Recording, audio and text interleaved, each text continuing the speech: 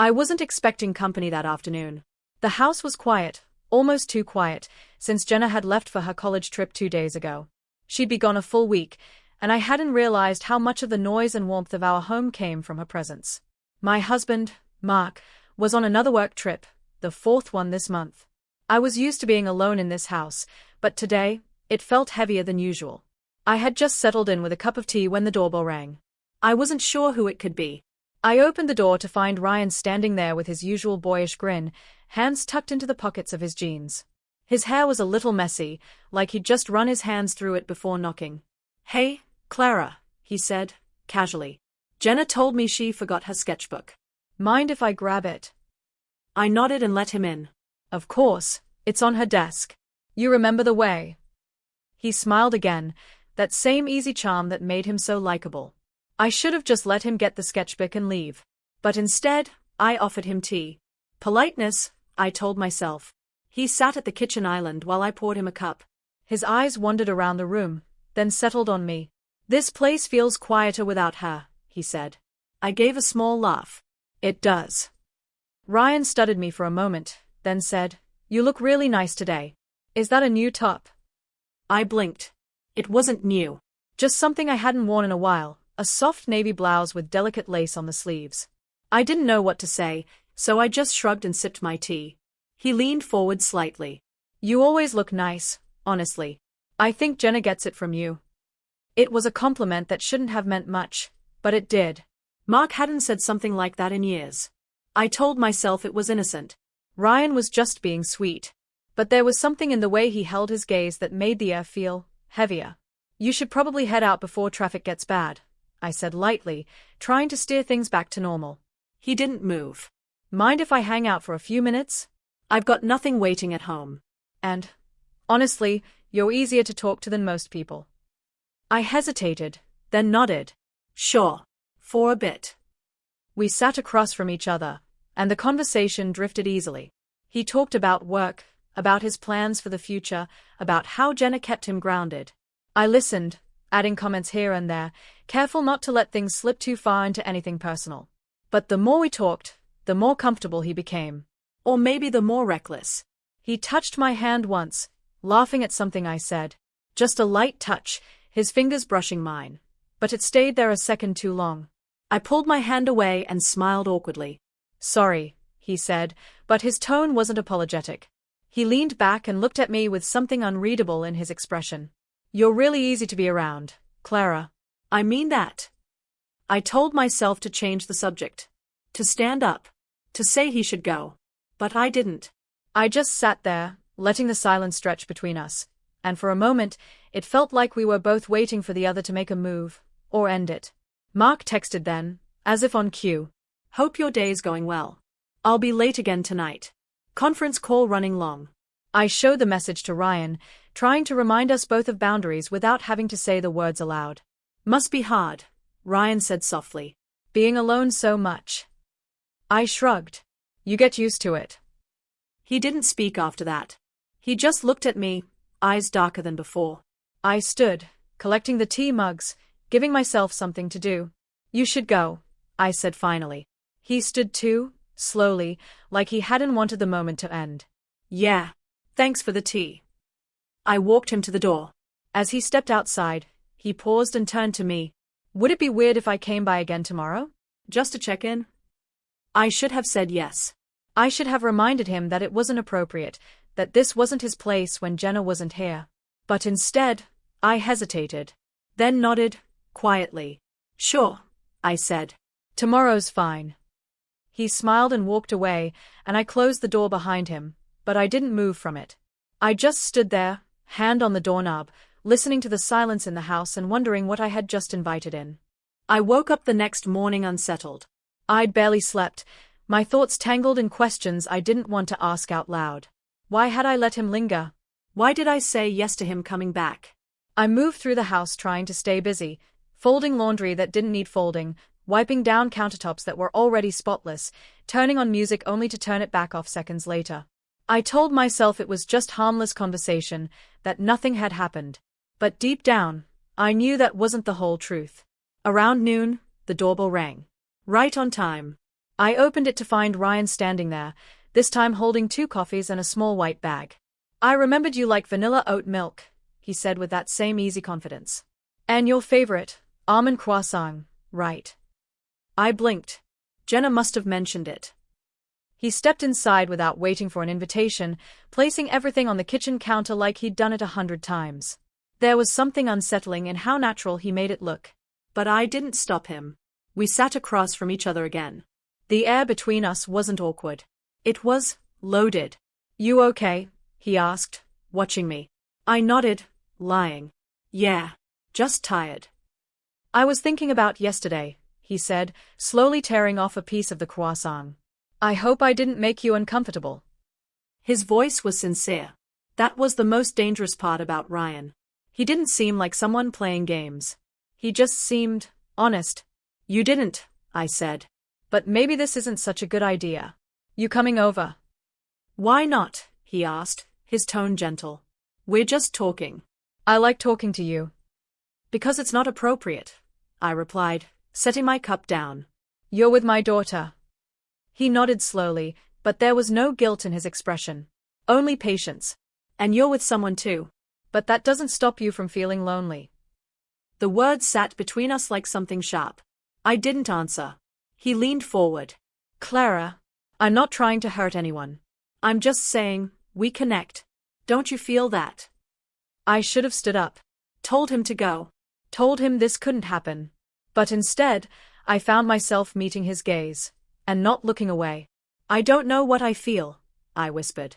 We sat there in silence, the hum of the refrigerator filling the room. Then Ryan stood up and walked around the counter, closing the distance between us. I should have moved. But I didn't. He stood beside me, his voice low. "If I crossed a line, tell me. I'll leave." He wasn't touching me. Not yet. But I felt the heat of him, the tension. It was like the entire house was holding its breath. I turned to face him.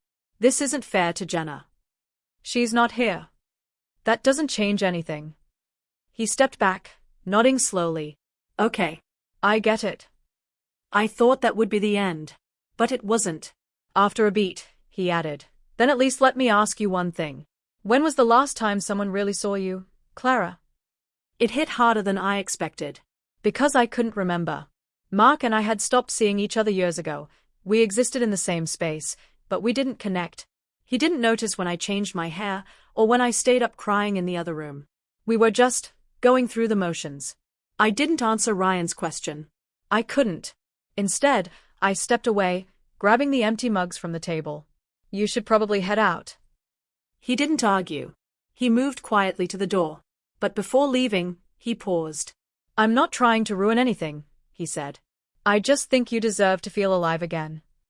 The door clicked shut behind him. That night, I barely ate. I stared at the television, not registering a single word. My phone buzzed once around 9 p.m. "Ryan, I meant what I said. I won't push. But I'll be here if you ever want more than silence." I didn't reply. I couldn't. But I didn't delete the message either. The next morning, I found myself doing the same routine. Straightening cushions, combing my hair more carefully than usual, reapplying lip balm that didn't need reapplying. I told myself it was just habit. Nothing more. By early afternoon, he hadn't shown up. I told myself I was relieved. Then the doorbell rang. I answered it before the second chime. Ryan stood there with that familiar half-smile, but there was something softer in his eyes today. No coffee, no pastry. Just him. "Thought I'd stop by one last time," he said. "Unless you want me to stop for good." I should have said yes. I should have ended it. Instead, I stepped aside to let him in. The conversation was slower this time. Less surface, more real. He told me about his childhood, his parents' divorce, how he'd always been afraid of becoming someone boring. I told him about the things I'd once wanted, travel, art, writing, and how they'd all gotten buried under years of laundry and responsibility. He reached out and touched my hand again. This time, I didn't pull away. We stayed like that, fingers intertwined, eyes locked. When he stood up to leave, I followed him to the door.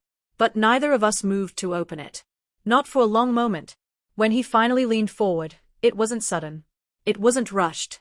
It was inevitable. He kissed me, gently, slowly, like he wasn't sure I'd allow it, but he was hoping I would. And I did. When the door closed behind him, I was still standing in the same spot. I didn't feel proud. I didn't feel victorious. But I felt seen. And I didn't know if that was better or worse. I woke up the next morning with a knot in my chest. The silence in the house felt different now, less peaceful, more accusing. I kept replaying the night before in my mind, every glance, every breath, every moment where I could have stopped what happened but didn't. The shame crept in slowly, not loud or punishing, just quiet and steady, like a leak in the roof that eventually floods the room. I didn't text him. I didn't need to. Ryan had already sent a message before noon. Ryan, last night wasn't a mistake. Not for me. I stared at the screen for minutes, unsure what I even wanted to feel. His words didn't anger me. In some strange way, they comforted me. But comfort was not what I needed right now. Later that afternoon, I heard the front door unlock. Jenna was home. Her suitcase rolled in before I even had time to collect myself. She dropped it with a thud and hugged me like nothing had changed. "Mom." "I missed you," she said, beaming. "I have so much to tell you." I hugged her back, but I felt stiff. My arms wrapped around her, but they didn't feel like mine. She was glowing, sun-kissed from her trip, bursting with energy and stories. The guilt pressed harder against my chest. "Where's Ryan?" she asked, dropping onto the couch and kicking off her shoes. "I told him I'd be back today. I figured he might stop by." I swallowed hard. "He hasn't been around much." She laughed. "That's weird. He's usually glued to his phone when I'm gone." "He probably missed me too much." I forced a smile. "I'm sure he did." The next few days blurred. I tried to carry on like nothing had changed. Jenna was around more often now, and so was Ryan. He came by that evening, greeting me with casual politeness like we shared no secret at all. "Hey, Clara," he said, eyes meeting mine for only a second before he turned to Jenna. They kissed like normal, talked like normal, acted like nothing had happened. And maybe for him, it was easy. Maybe for him, pretending came naturally. But for me, every minute felt like walking on shattered glass. At dinner, I barely touched my food. I just watched them, laughing, sharing inside jokes, fingers brushing without hesitation. I should have been relieved that things were back to how they were. But all I could feel was the cold ache of what I'd done. That night, when Jenna went upstairs to shower, Ryan stayed behind in the living room. I started clearing the table, trying to keep busy. He followed me into the kitchen. "You're avoiding me," he said softly. I didn't look at him. "You're with my daughter. You knew that last night too." "I don't know what I knew," I whispered. "But I know what this is now. And it can't happen again." He took a step closer. "Do you really mean that?" "Yes." I turned to face him. "You're younger than her. You'll move on." This was just a moment. "That's all it can be." Ryan looked at me for a long time. "I meant everything I said." I shook my head. "Then you didn't think it through." He didn't say anything else. Just nodded slowly, then walked out of the kitchen, out of the house. I didn't watch him go. I sat at the kitchen table long after he left, the same spot we had first shared coffee, where everything had started to blur. 2 days later, Mark came home from his work trip. He hugged Jenna, gave me a quick kiss on the cheek, and started talking about missed flights and meetings. He didn't notice the shift in my eyes or the tired curve of my shoulders. He never did. We sat on the porch that night, Mark sipping a beer while I picked at a loose thread on my sleeve. He was talking about some account he might land next month. I was only half listening. At one point, he glanced over and said, "You've been quiet lately. Everything okay?" I looked at him, the man I had once built a life with. I thought about telling him. About burning everything down. But instead, I smiled faintly and nodded. "Yeah, just tired." He accepted it, as he always did. And just like that, the moment passed. The days turned to weeks. Ryan didn't come around anymore unless Jenna was with him. He never texted again. He never asked for more. One afternoon, I found Jenna sitting in her room, staring out the window. She looked pensive. "Is everything okay?" I asked gently. She looked at me. "I think something's off with Ryan. He's been distant, like he's holding something back." I swallowed. "Did you talk to him about it?"